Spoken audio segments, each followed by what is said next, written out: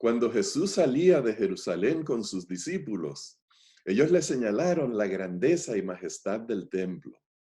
Jesús los sorprendió cuando les dijo que todo eso sería destruido y que no quedaría piedra sobre piedra. Los discípulos le pidieron que les explicara y les dijera cómo sucedería todo eso y qué señal habría de su segunda venida. Jesús les dio un discurso en el que les relató la destrucción de Jerusalén y les dio profecías de su segunda venida. Jesús usó muchas de las profecías que están en el libro de Daniel. Les habló de reinos y guerras. Les habló de la persecución de los hijos de Dios. Les habló de la desolación del templo y usó el término hijo del hombre que Daniel introdujo por primera vez. Hay una relación estrecha entre el libro de Daniel y las profecías de la segunda venida de Cristo y del fin del mundo. Este es el estudio de hoy. No se retiren, que ya regresamos.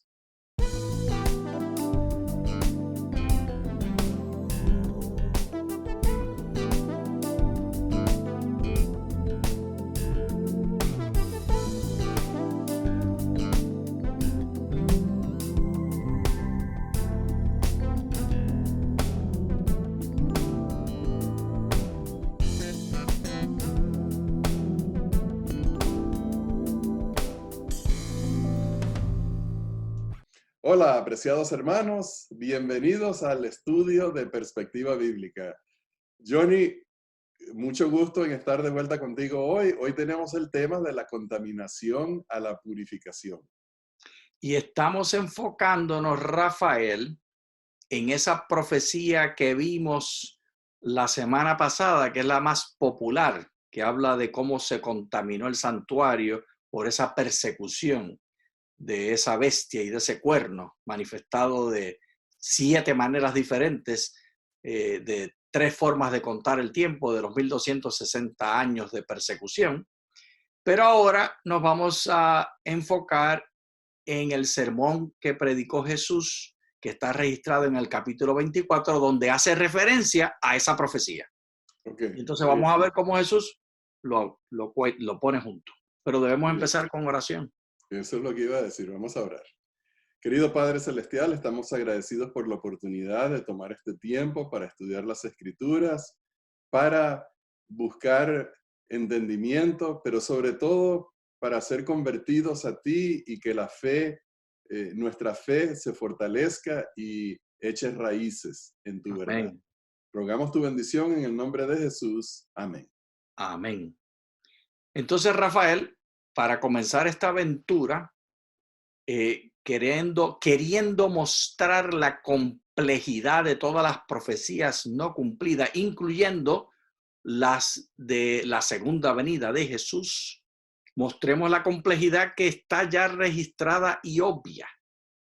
En el capítulo 24, que está el sermón de los eventos de la segunda venida, en realidad, Rafael, no comienza hablando de la segunda venida. Está introducido por otro tema. Correcto. Y vamos a ver cómo lo pone el capítulo 24. Cuando Jesús salió del templo y mientras iba de camino, se acercaron sus discípulos para mostrarle los edificios del templo. Él respondió y les dijo, ¿veis todo esto? De cierto os digo que no quedará aquí piedra sobre piedra que no sea derribada.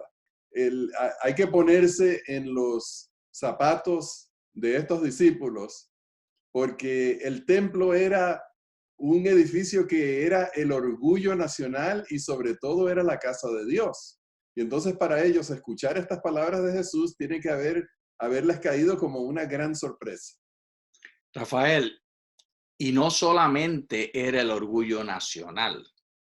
El edificio del templo era reconocido en todo el Mediterráneo, todo el mundo conocido del Mediterráneo, y no sabemos hasta dónde más. Sabemos que hasta Etiopía había venido al templo anterior habitantes de Etiopía, y durante el tiempo de Jesús también venían de la reina Candace, el tesorero. El punto es que era un edificio que era orgullo de todas estas naciones, orgullo y envidia. Y los romanos, estudiaremos en esta semana y veremos fotos de esto, como para ellos también era razón de orgullo haber vencido. Bueno, vamos a ir al siguiente pasaje en el versículo 3. Y estando él sentado en el monte de los olivos, los discípulos se le acercaron aparte diciendo, dinos, ¿cuándo sucederán estas cosas y cuál será la señal de tu venida y del final de esta época? Respondiendo Jesús les dijo, mirad que nadie os engañe, porque vendrán muchos en mi nombre diciendo yo soy el Cristo y engañarán a muchos. Oiréis hablar de guerras y de rumores de guerras. Mirad que no os alarméis porque es necesario que todo esto acontezca, pero aún no es el fin. Rafael, qué importante las palabras de Jesús para desdoblar lo que estamos procurando señalar. Ves aquí cómo los hermanitos, discípulos y apóstoles se enfocan en una cosa y la mezclan con la otra, porque en la mente de ellos las profecías han de cumplirse como dice el Antiguo Testamento. La venida del Mesías y lo que nosotros llamamos la segunda venida, ellos llaman el día del juicio, todo es un solo paquete. Y cuando Jesús les dice a ellos que se va a destruir el templo, ellos dicen, no, pues estos son las profecías de Isaías 66, de la destrucción y del ataque final. Y Jesús no les aclara. ¿Piensas tú, Rafael, que Jesús no tenía la capacidad para decirle a ellos, miren, aquí estamos hablando de dos cosas diferentes, déjenme explicarles? ¿Podía Jesús haber hecho eso? No, y yo creo que no lo hizo precisamente para que la gente estudiara con mucho más vigor y más interés y empezara a entender el cumplimiento progresivo de esas profecías. Y yo me atrevo a sugerir de una manera humilde, déjame bajar la cabecita, de una manera humilde, yo sugiero que lo que dice Jesús es cierto. El día y la hora, solo el Padre lo sabe. Así que el mismo Jesús no sabía la respuesta de la división de estos eventos. Él también lo visualizaba como los discípulos, un solo paquete. ¿Qué tú crees? ¿Estoy violentando las palabras de Jesús cuando Jesús dijo que el día y la hora solo el Padre lo sabe?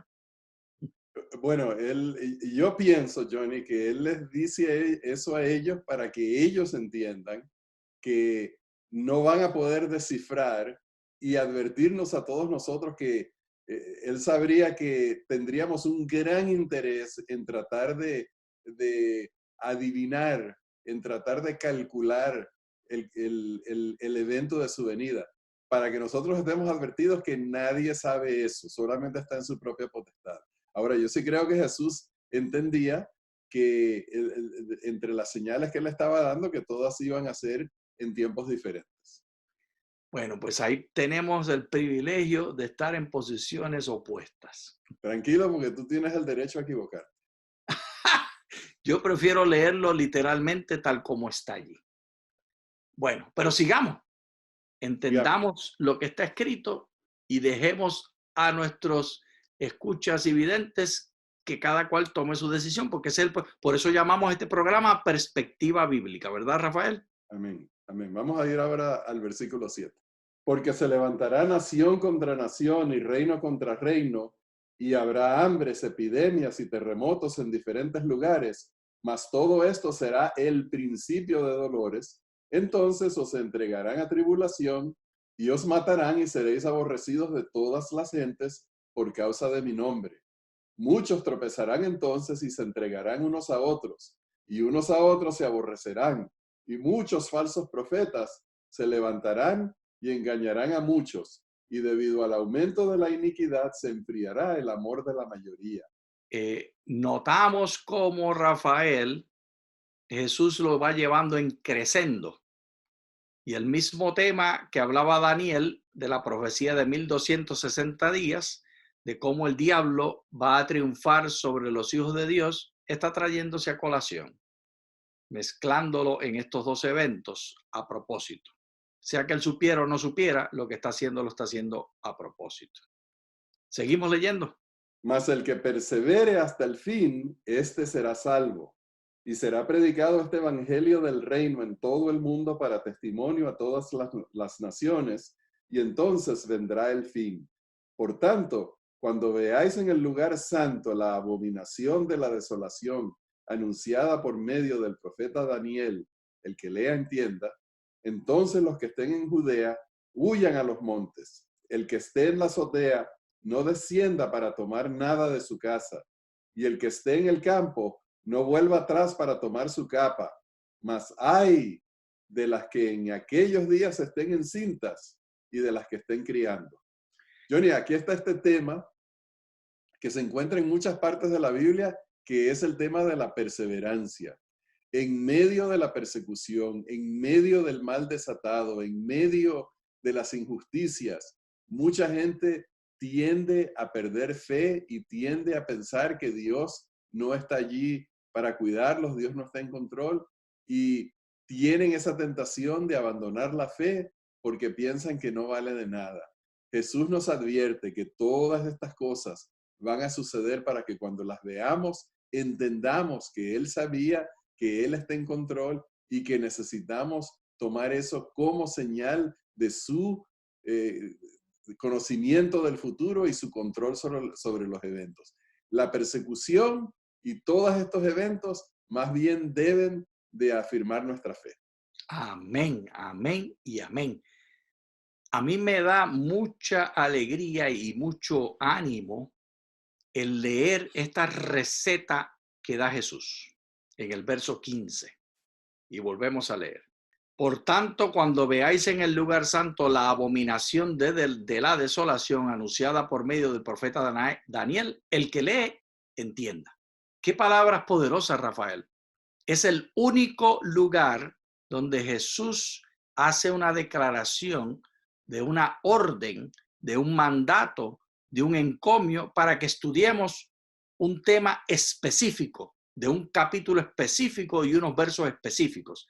Y esto se refiere a esos eventos que hace la obra del cuerno pequeño que contamina el santuario y que persigue al pueblo de Dios, esa profecía más popular que estudiamos la semana pasada, que aparece 7 veces de 3 maneras diferentes. Es una profecía la más importante de la Biblia porque Jesús la trae a colación específicamente. Ningún otro verso de la Biblia Jesús dice, estudien esto, que es importante que lo entiendan. Y lo hace para restaurar nuestra confianza en que Dios es el que está en control. Amén. Qué importante esto, ¿verdad, Rafael? Sí, sí, o sea que cuando vemos esa desolación, abominación de la desolación, entendamos que Dios todavía está en control, que Él sabía y Él permitió esto.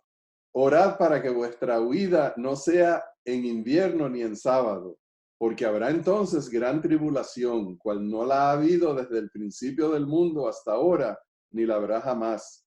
Y si aquellos días no fuesen acortados, no se salvaría nadie, mas por causa de los escogidos, aquellos días serán acortados.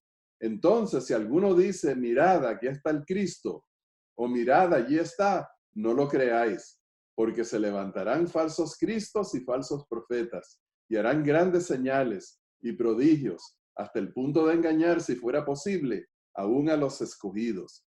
Mirad que os lo he predicho. Qué importante que Jesús nos llama una y otra vez a estar atentos a los tiempos que vivimos. Lamentablemente algunos se enfocan en este estar atentos, en tratar de poner puntilinealmente, hacer un esquemita y decir las fechas y cada evento y asignarle una institución o una persona y poner una fecha. Pero ese no es el propósito. El propósito es poner la atención en nuestras acciones y en el atentado del enemigo de perseguirnos. Pero aquí en Estados Unidos no estamos siendo perseguidos, Rafael. Y entonces No, hay para quienes, nada. como están obsesionados por esto, todo lo que hacen es observar cuáles son las leyes dominicales que están por venir.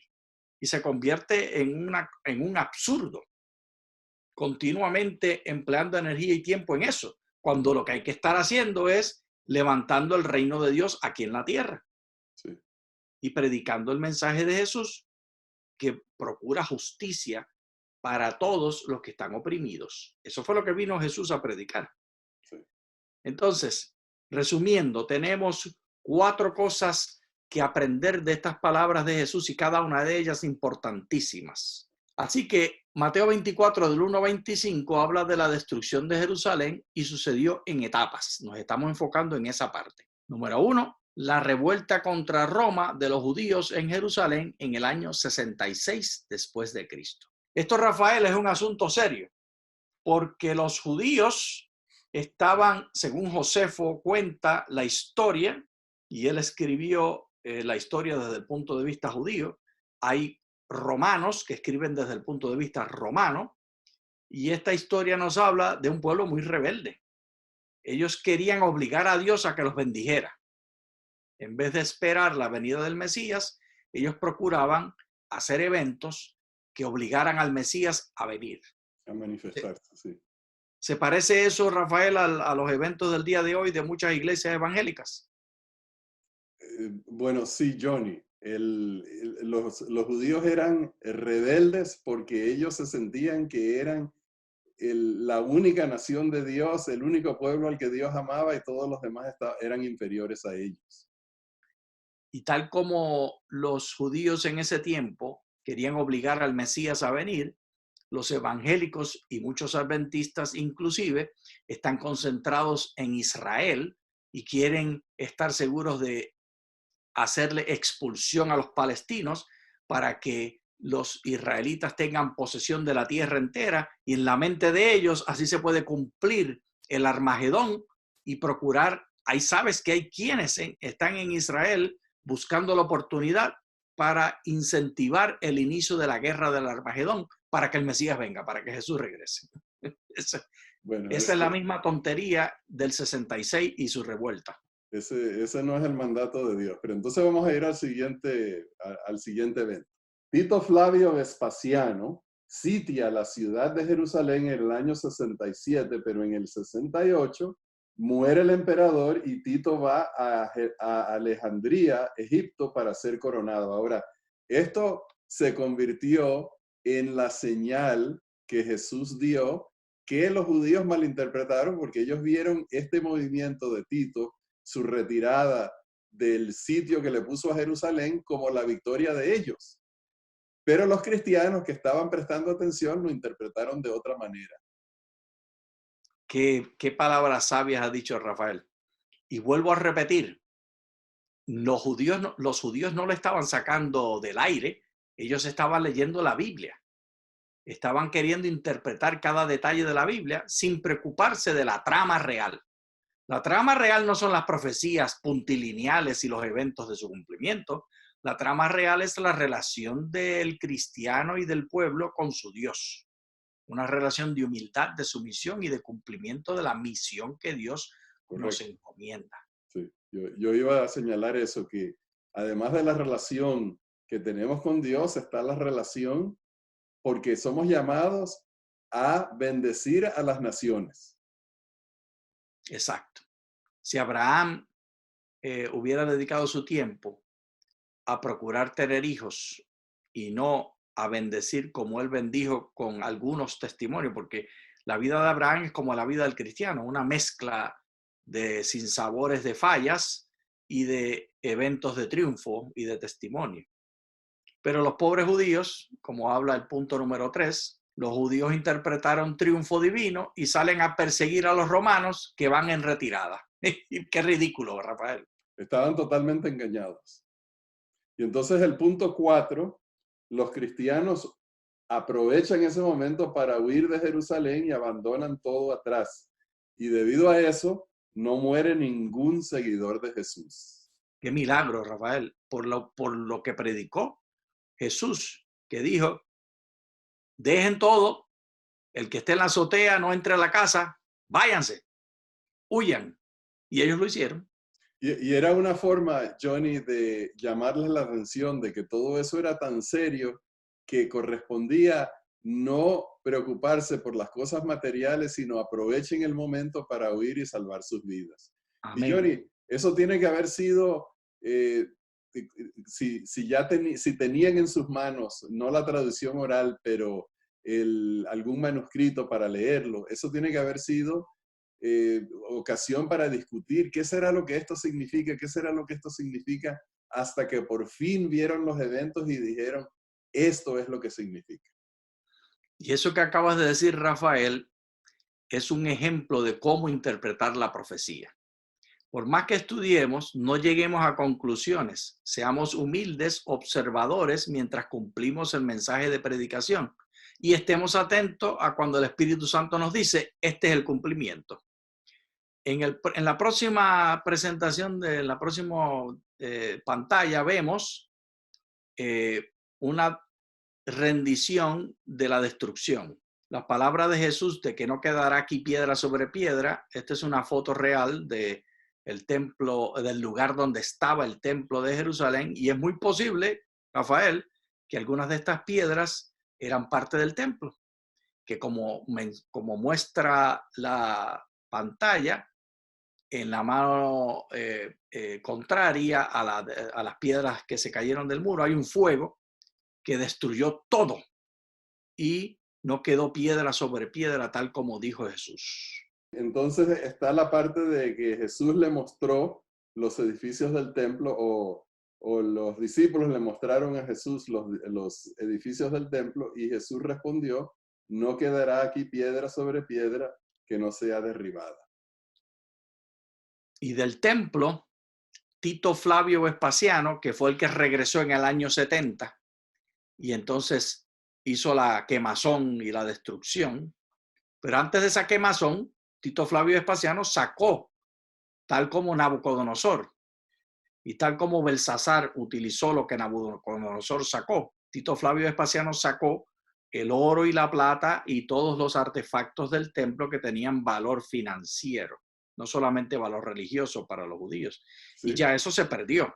Eso lo derritieron y lo convirtieron en monedas romanas y quedó como parte del tesoro romano.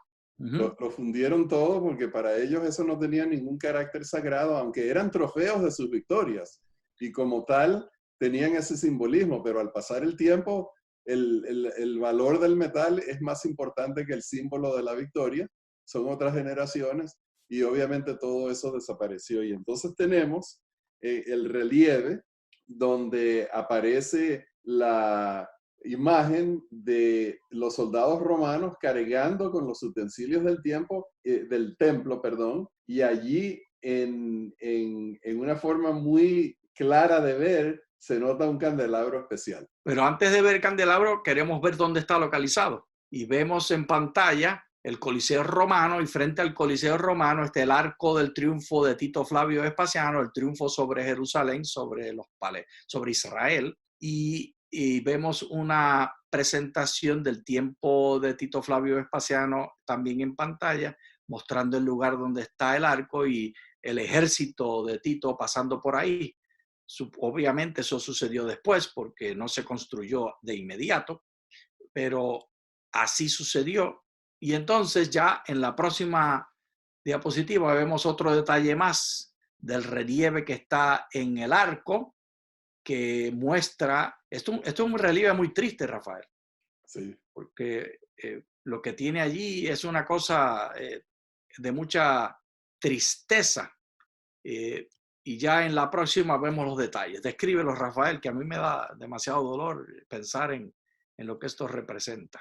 Bueno, Johnny, este es el cumplimiento de la profecía de Jesús, que no quedaría piedra sobre piedra, y ahí estaba incluido que ellos iban a saquear todo eso, todo se vendría abajo, todo se acabaría, todo se arruinaría. Esto sería la abominación de la desolación, la destrucción de todo lo que tenían los judíos para considerarse como el pueblo de Dios, en tener la presencia de Dios en ese templo.